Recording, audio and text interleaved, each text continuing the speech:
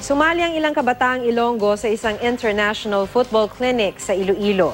Nagpagalingan naman ang ilang paraglider mula sa 16 na bansa sa isang kompetisyon sa Maasim, Sarangani.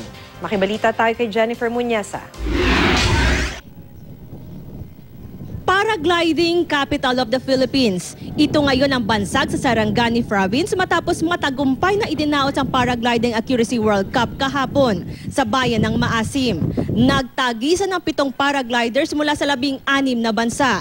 Ayon sa mga paraglider, perfect spot sa kanilang sport ang Sarangani. Lalo pat ginanap ang event sa kabundukan kung saan matatanaw ang ganda ng Sarangani Bay. Nakuha ng bansang Thailand ang first place para sa team category at first place sa women category. Ang paraglider mula sa Malaysia ang itinanghal na best pilot sa men's category.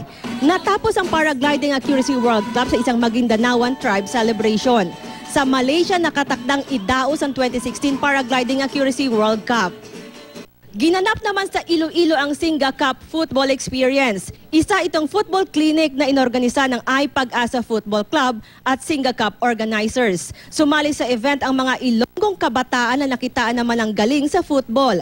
Isinailalim sila sa training base sa kanilang edad at skills. We're teaching a curriculum from under 8 up to under 16, a high-intensity football program that covers all aspects of the game, ball mastery, shaping, control, shooting, passing, but also a way where they can have fun while doing it at the same time.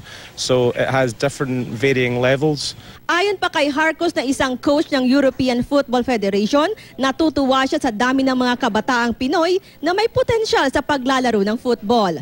Pipili raw ang organizer ng Singa Cup Football Experience ng 6 na kabataang Ilonggo na dadalhin sa Singapore sa Nobyembre para naman isailalim sa intensive football training doon. Jennifer Muñesa, Nagbabalita, Pilipinas.